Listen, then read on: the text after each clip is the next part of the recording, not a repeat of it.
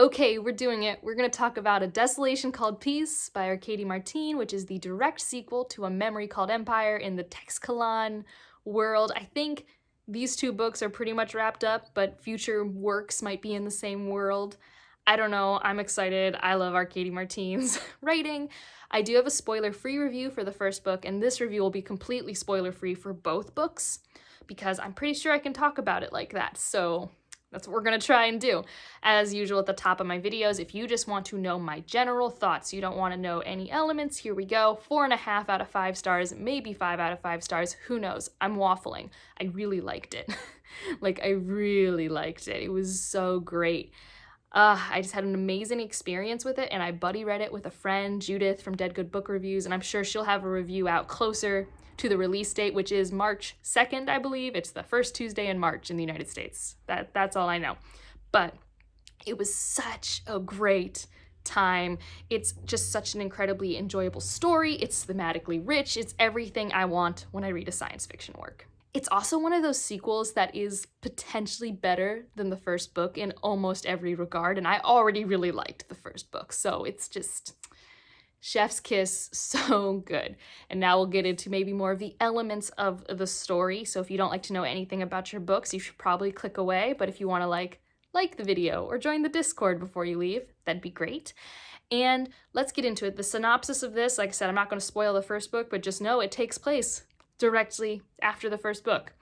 Pretty close in time frame, so it's not like there's a huge time span between the first two books, but there's a little bit. And there is an element in the first book, if you read it, that is explored more. And I believe if you've read the first book, you know what I'm talking about. But let's talk about this book, because I think that even if you didn't like A Memory Called Empire, you would like A Desolation Called Peace. And if you liked A Memory Called Empire, I really can't see why you wouldn't like A Desolation Called Peace. So let's get into it. First, we all know that I loved the themes in A Memory Called Empire. I thought it was incredibly rich in how it explored the themes of empire and what it is to be a person and memory. I really loved all of that. It is all still here. If anything, brought a level higher because of the different elements that are added into the story to explore these themes about different types of empire and people and communication, and you get to explore it through so many different angles, and it's amazing, and I still think incredibly nuanced, but it's a better story, I think, than A Memory Called Empire. I think A Memory Called Empire gets bogged down in kind of being a convoluted political murder mystery thing, which is still fun, but I think, for me at least, had definite lulls in the pacing, and this one was just going, and it had sci-fi tropes I liked more. Like, this takes place on more of a military front. So you're in military space, and so it's more of a military sci-fi, and I think I've just learned that I really like that. So you get that perspective. It's definitely like it just has all these tropes. Like, Judith and I were talking about this, and we're just like, I have seen all these things before, but I love how it's mixed together here, and it makes me so excited. And I don't want to mention too many of them besides the specific. You get more of a military sci-fi angle in this book, and it has these other tropes that, like, if you are a consumer of sci-fi, you have stumbled upon, whether in TV or movie or in other books you've read, and it's going to feel comfortable, but it's also not going to feel predictable, and it's really fun. And I think another thing that adds to the fun of this story and why I like it more is there are multiple point of views. In the first story, you're following primarily through the lens of Mahet, the ambassador from Lascelles Station, and here, you still have her perspective, you have perspectives of Text-Kalanli people on the military front and the political front and of different age groups and different political agendas, which is really great. And also, like, some of the perspectives are so funny and I really like them. So I think expanding the cast really takes away a lot of the confusion, but also it really gives a lot of insight into the Text-Kalanli culture, which in the first book we get to look at secondhand through Mahet and her love of it, and also her, like, sadness that she can't really be a part of it. And Mahet has this thing going on that, if you've read the last part of A Memory Called Empire, is very much explored. The situation Mahet was put in at the end of A Memory Called Empire is explored really well when she has point of view chapters. And there are certain relationships that are so well developed. There are some relationships that you meet for the first time, like and you have complete buy-in into, oh, I see this bond, this loyalty here. This is sold to me well. I just thought the character work was way better this time. I felt like in the first book, I could definitely see the humor, I could see the character relationships, but because I only had Mahette, I really wasn't getting enough. And adding in all these point of views was so fun, and I found all of them very interesting. I don't think there was a point of view that I like dreaded being in.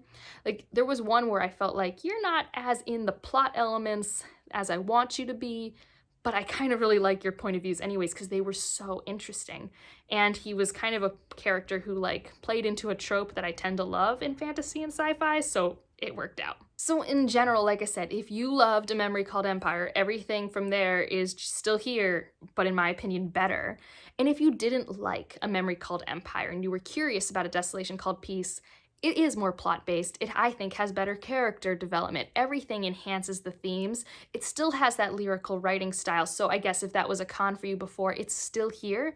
I found myself looking up less vocabulary words, but since we have Teixcalaanli heads, sometimes they think a little bit more in metaphor, which I also thought was really cool. There's this other perspective that I think talks in the first person plural. I don't know if that's like a real thing you can do when you're writing, but like, they were a little hard to get behind, but just all the pieces. There were so many cool individual pieces and they came together to make such a cool whole. And if this was not enough, there are kittens in space, okay? Kittens in space. It's amazing. So I don't know, this is my spoiler-free kind of gush support for A Desolation Called Peace. I don't know what stopped it from being like a complete for sure 5-star read. I think part of it is just like sometimes a 5-star has that like extra sauce and I never know exactly what it is. Like I really liked it, but it never had that like exactly 5-star feel, but it's like definitely like at least a 4.5. It was a really wonderful experience. And like unlike A Memory Called Empire where like at about the 50 or 60% mark, I felt like it slowed down too much. This just continually ramped up in its pacing the entire story, and I really liked it.